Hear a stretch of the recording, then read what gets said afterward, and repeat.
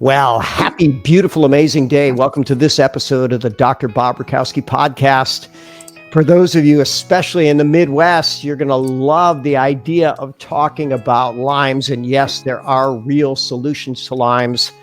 I know a lot of people's lives have been made absolutely miserable by Lyme's, but here's a fact. It does not have to be that way.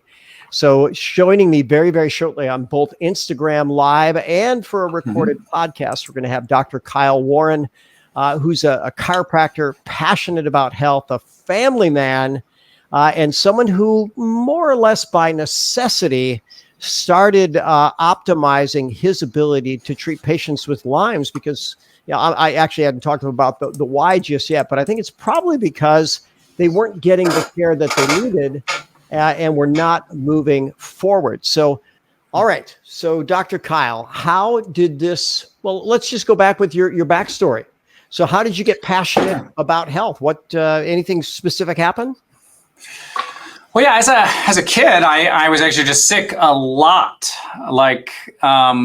I think we counted because I missed like 360 days of school.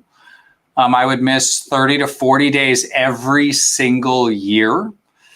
I found out later I had celiac disease, so I was underweight, chronically sick, lots of bowel problems, and I kept going to the medical doctors with all these problems. And I remember I was having so much loose stool that I had rashes on my rear end as a young boy, and they gave me a cream for the rash,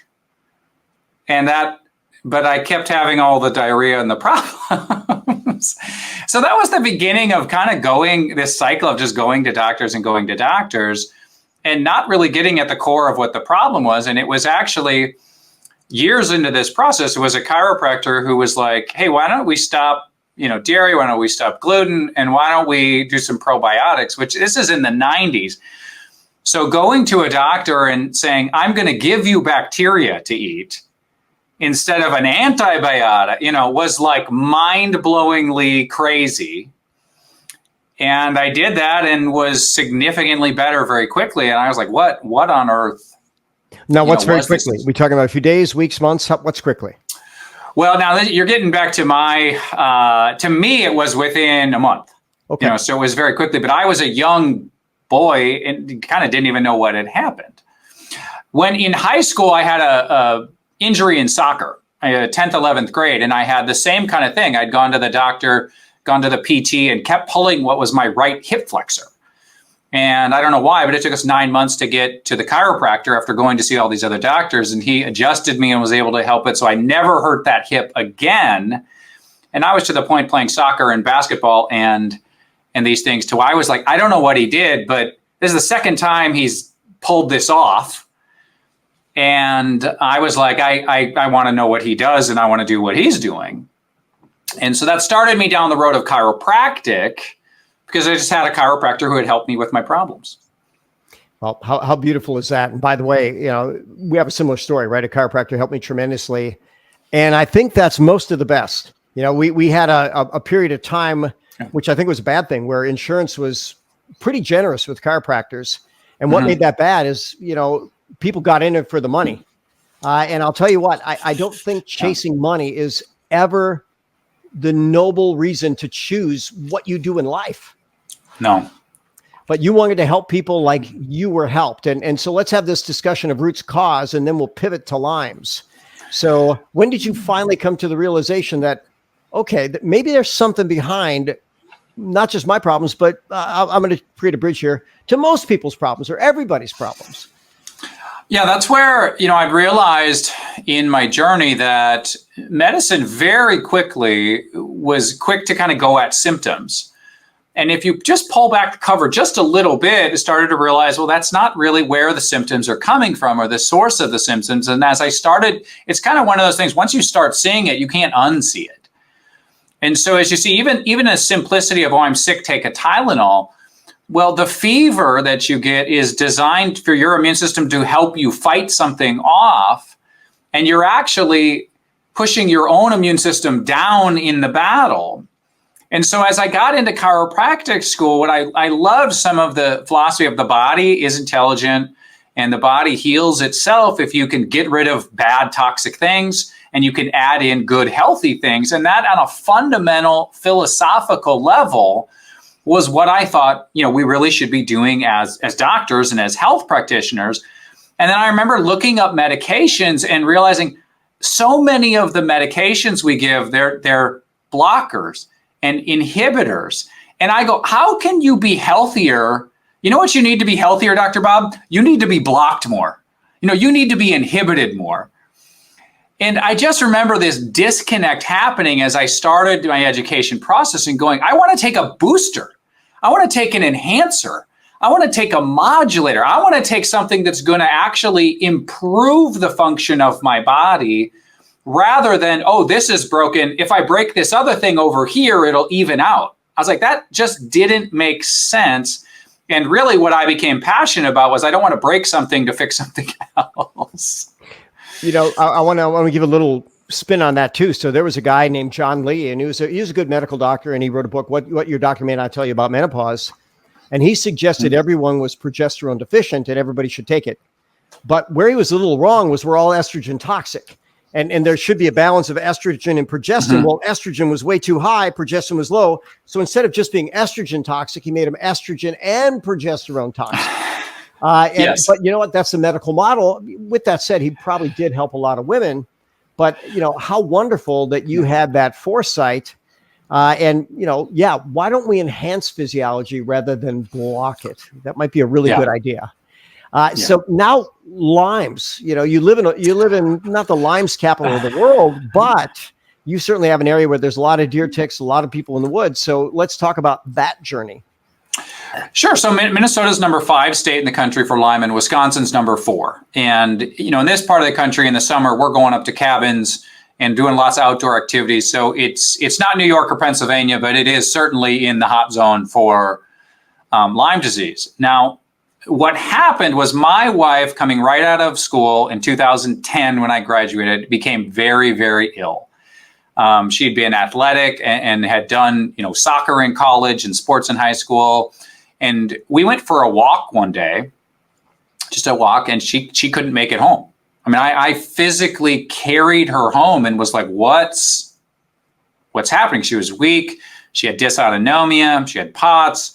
Her head felt heavy.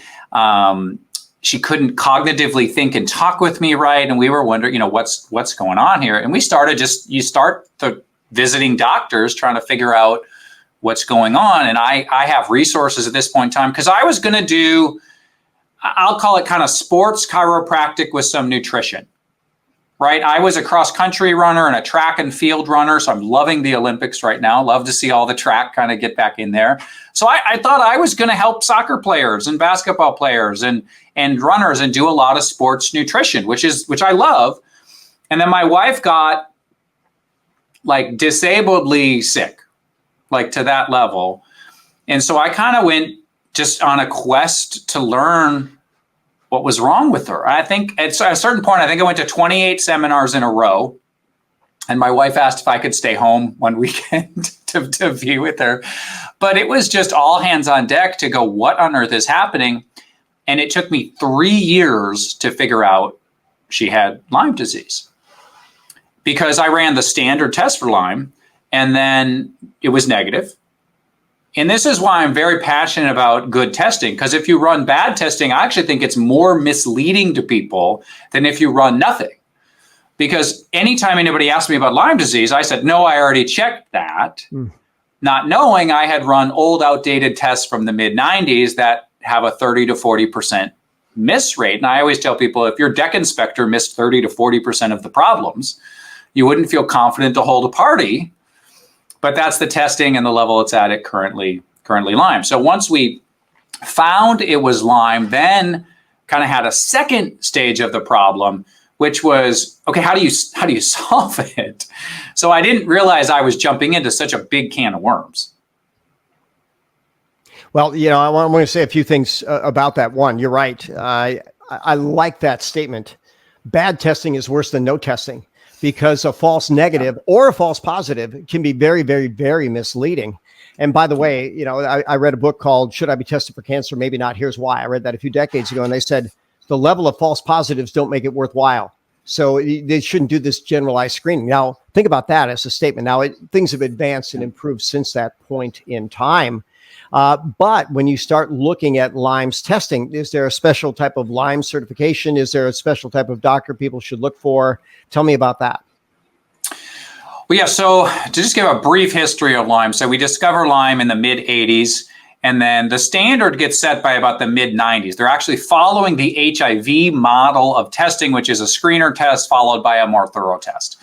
Now, the issue is the HIV screener test is very accurate, and the HIV or the Lyme screener test is not very accurate. So it's a really tough model, lots of false negatives.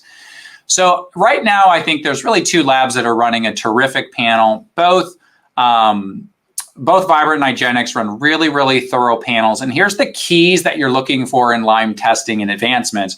You can't just test one species of Lyme. The most famous is called Borrelia burgdorferi, and it was discovered by Dr. Burgdorferi. It got named after him in 1984, discovered in 82, named after him in 84. But now we've discovered Borrelia mayoni at the Mayo Clinic in Minnesota, and Spielmani, and Guarini, and Vinsoni. And there's many different species of Lyme. And about a quarter of the people who walk into my office and go, I swear I have Lyme disease, but no one can find it, they just have a cousin. They just have a different species. So in my opinion, one of the big things is if you're not running multiple species of Lyme, you're going to miss a certain percent. And the other big thing you're looking for is Lyme is just the most famous of these tick-borne illnesses, and you need a panel of co-infections as well. I tell people Lyme is like Jennifer Aniston from Friends, the most famous, but not the only person on the show. Yeah, what a great metaphor for that. Now, how many cousins have they found so far that you're aware of? Ooh, I think our current one is 18 different species of Lyme instead of the one, if I have my numbers correct. They're changing it so quick, sometimes my numbers are, but I think it's 18 different species of Lyme because we run 16 tests for Borrelia burgdorferi, and then there's 18 different that we're currently testing.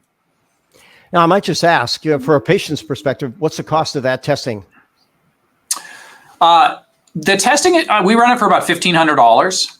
And I think that gives you terrific information, both positive and negative. So it can kind of do the false positive and false negative. So for a somewhat reasonable price, you can get really, really good data if you're suspicious that Lyme disease is on the table of causing your problems. So I actually gave a lecture in Lyme's, Connecticut, of all places, and there was a Lyme's expert in the audience. And I just asked him, I said, what the heck's going on here? What's going on with this Lyme's? And here's what he said. He said, Bob, Lyme's has probably been around for millions of years, but right now our species are so sick that hosts are more vulnerable than they've ever been. So let's start with that, and then we'll talk about, what do you do for intervention? Well, that's a terrific question because I ran into a problem when I started to join the Lyme world. Okay, so medical doctors were taught chronic Lyme is not a thing. It's not real. It's pretend. It's all in people's head for 30 years until the CDC acknowledged chronic Lyme exists in spring of 2022.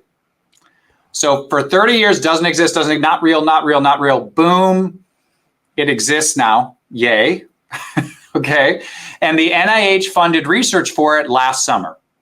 It's not a lot of money, but hey, recognition and some money is some progress. Okay. Now, on the other side, there's been Lyme advocacy groups for 30 years, since the mid-'90s, fighting for recognition of Lyme. So I found a whole bunch of medical doctors who were fighting chronic Lyme with people. But here's the problem. Their basic protocol was just loads and loads and loads of antibiotics. So it was, this is a bacteria. We're going to basically take a tuberculosis protocol. We're going to hit not one antibiotic, not two, we're going to hit 3, 4 antibiotics. And we're going to do it for 6 months, 12 months, 18 months. I catch people who are on multiple antibiotics for years. I had someone come into my office with another, Lyme doctor who started with this doctor 9 months ago in Minnesota. They started with 3 antibiotics. It wasn't working. So they added 2. Then it wasn't working. They added 2. It wasn't working. They added 2. By the time I catch them, they're on 9 antibiotics. and we've got liver problems, the side effects are overwhelming and the person has to stop because it's toxic. And so I ran into this, group of people who were, Lyme isn't real, which still is a big group. They don't educate about it. But then I ran into this pro-Lyme group. So I'm like, okay, these are my allies.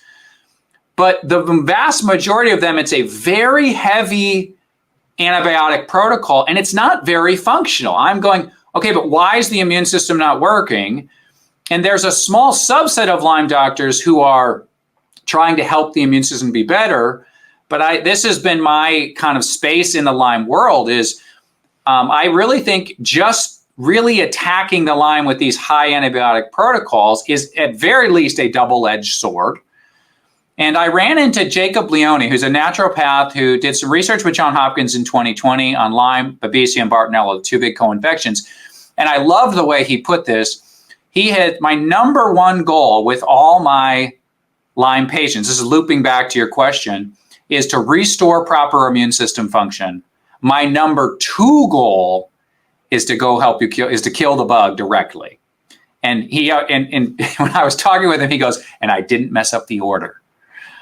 So I think the number one problem happening is exactly what you just said, is people are actually more unhealthy and the Lyme is taking advantage of your immune system is not strong, your nourishment is not strong, and because you are not as strong and robust as you should be, we get hit with the Lyme and your body goes down. One of my mentors had such a powerful quote: parasites only attack weak tissue. A strong host, you can't live there. And how beautiful is that? So now let's step away from the antibiotics, which I might ask this question. How often in your experience are antibiotics needed to combat chronic Lymes, and what are the options? Oh, that's a great idea. So in acute Lyme, I do think the antibiotics are very useful. We find if you get the antibiotics within 30 days, they work fairly well, 80 to 90% of the time is the statistics. Tulsa published data on rats where they waited 60 days to give the rats the antibiotics. By 60 days, the protocols are not working as well. Significant deterioration. So I think if you're getting it early, the antibiotics are good, which is so much of medicine. They're good in the acute care, they're good in trauma care. But as we get into chronic things, they really start to fade in some of their therapies. So I'm to the point where I used to run about 50-50. I had people who wanted to do antibiotics and they wanted to do it alongside herbs.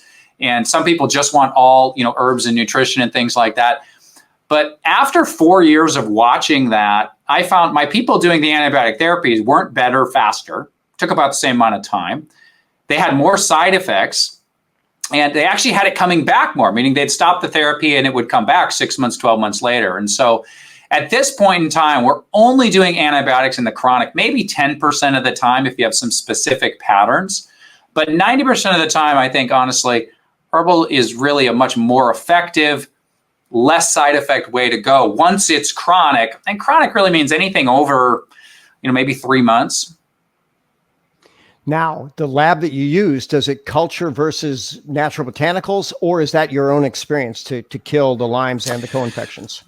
That's a great question. So Stephen Buhner is a wonderful herbalist with resources on Lyme disease. And he spoke a lot about genetic variability of Lyme. What these tick-borne illnesses are designed to get in mammals and morph to adapt to their immune system. And what's hard about that is it means the Lyme you have is genetically adapted to you because it's designed to get in a deer, a dog, a mouse, a squirrel, any mammal, and then be slippery. And that means, we have good research now from Johns Hopkins. They've done 83 to 87 different herbs. We kind of have our top 10 that we know work fairly well to kill Lyme. But what's in you may be different than the strain that we've studied. And so I tell people we have some great research-driven data to make decisions on, but it still is about that individualized approach of, okay, here's some reasonable options. Let's start working through them and see which ones your body responds to best. And you always have to be balancing that with, I tell people you kind of take a threefold approach to Lyme. So we're going to do some killing things, and then we're going to do some immune balancing parts, and then we're going to be trying to repair the parts of your body that the Lyme is breaking. And if you're taking that threefold approach, I find it to be much, much more successful than just this kill, kill, kill, kill, kill kind of mentality. So now someone's got a specific species and you create a protocol. Now, when you retest, are they going to do that same thing, looking for 18 cousins, $1,500 each pop on the retest? Or can you scale it down and say, here were the positives, retest the positives? Yeah, so this is where it depends on some of these results. So most of the time the test breaks down and you can retest a smaller portion of it for a cheaper number, right? But our rule is anything you fail, we theoretically would like you to retest and pass. Agreed. Right. And so that's kind of this scientific method, right? Okay, let's come up with a theory, see if it works, do it for a reasonable amount of time, whatever that happens to be. I typically retest in 6 months. I work in kind of 3-month intervals.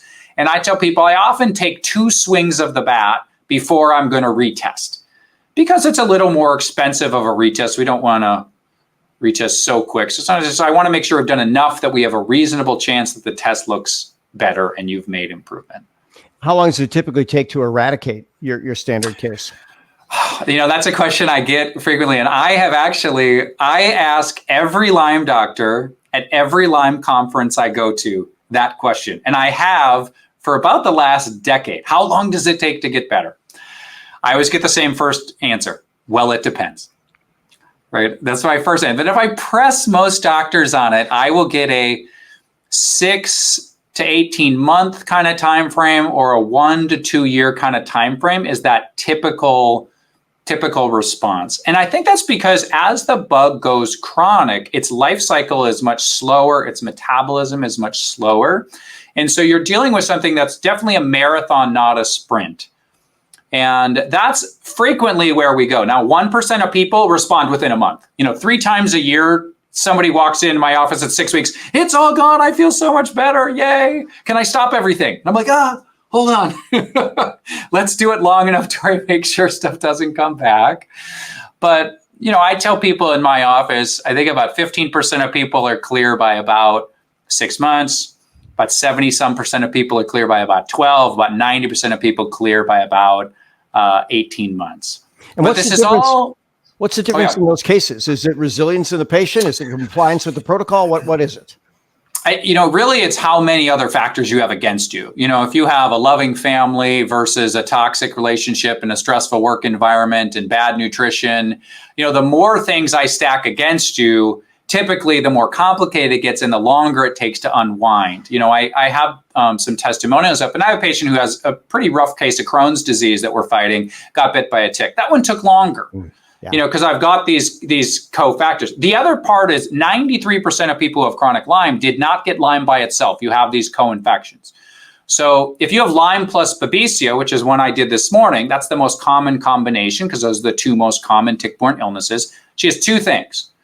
I'm hoping that takes 6, maybe 12 months. She's otherwise very healthy, has a lot of great foundational nutritional habits. Okay, I'm hoping that one goes, on the relatively faster side. I had someone yesterday who has 7 tick-borne illnesses, got bit by 23 different ticks.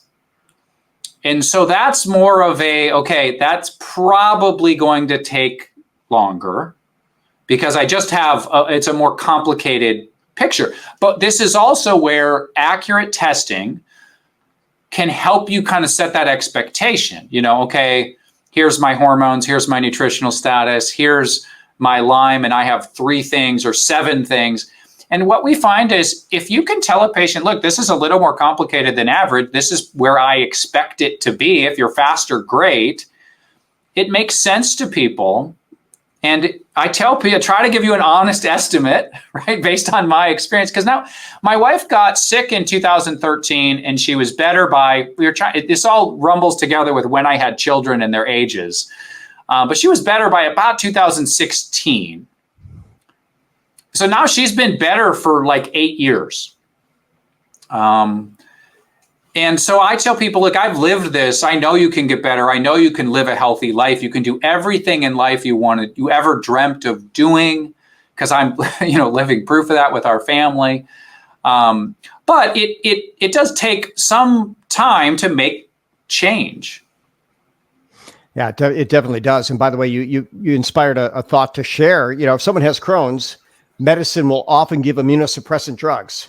What do you think that does for a stealth infection, a chronic infection, right? Next thing you know, we don't just have Lymes. We all have stealth viruses that are in our system, and under the wrong circumstances, a little kid gets chickenpox at age 3, and then suddenly at age 83, they're breaking out with shingles. Well, that virus has been in there all 80 years, and don't think that's the only one. So we ultimately have to keep the body strong. And by the way, I had a fun conversation with a medical doctor who he calls himself essentially a reformed medical doctor. He had to step away because he said, we just were not addressing cause and effect at all. Yeah. And he's certainly concerned about the spike protein phenomena being very disruptive, he said, to cancer patients. But have you found any link with that, any connection where, well, let's just say, what does it do to Lyme's patients? Anything that you're aware of? Yeah, so spike protein creates a lot of cardiovascular inflammation, and so do not necessarily Lyme directly, but the co-infections Bartonella and Babesia, which are the two most common co-infections people get. It interacts with in a crazy way and exacerbates the symptoms. And so what I found is my actual Lyme protocol did not work terrific on my long haul COVID people. It's actually a deviation of my Bartonella protocol that I've gotten the most success with in my long haul COVID experience. But what you really do for Bartonella, one of the two key things you're doing is you're adding in, Bartonella really hits cardiovascular inflammation really hard. And so the biggest change to a Bartonella protocol is you're adding in all these things that are good for blood vessels, all these things that are good for heart, all these things that are good for the veins and arteries. And that's really where I found long COVID hits your body, the absolute hardest. So it interacts with so many of my Lyme patients. And that's another thing. We go, okay, how long to get better?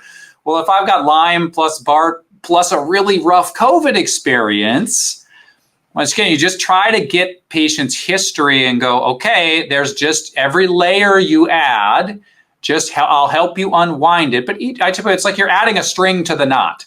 Now I've got, 4, 5, 6 strings in the knot. I'm trying to figure out where to pull to just try to help this thing loosen up and get things going in the right direction for you. Yeah, that's part of the art, part of the science, part of the communication, part of the commitment. Dr. Kyle, we're running up at the magic recording time for at least my niche of podcasts. So first thing I want to answer is, what's the easiest way for people to get a hold of you?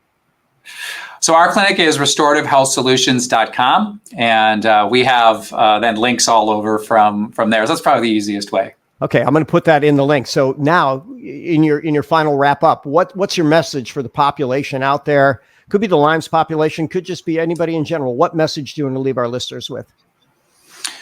Well, we're really big on restoring hope. So I talk to so many people who the health problems really just have you discouraged. And my message, this is where, I met you years ago, and that's one of your central themes too, is, there's so many amazing people working on solutions. There's so many advances that I believe there is a solution out there for you to be healthy. Just need to get the right application, the right test, the right nutrition. Your body can heal in amazing, amazing ways. So anything's possible. And I've seen so many people who were so sick become healthy and able to go live their life that you can too with the right things.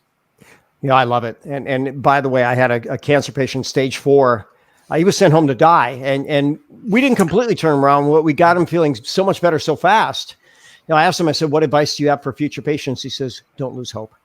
And I think hope is the magic sauce, the secret sauce. Hey, if tomorrow's going to be better than today, or at least you have a good opportunity for it, you're willing to do what it takes. But if there's no hope for tomorrow, why even get through today? Right. There is hope. So many great things out there. There's hope. Absolutely, there is.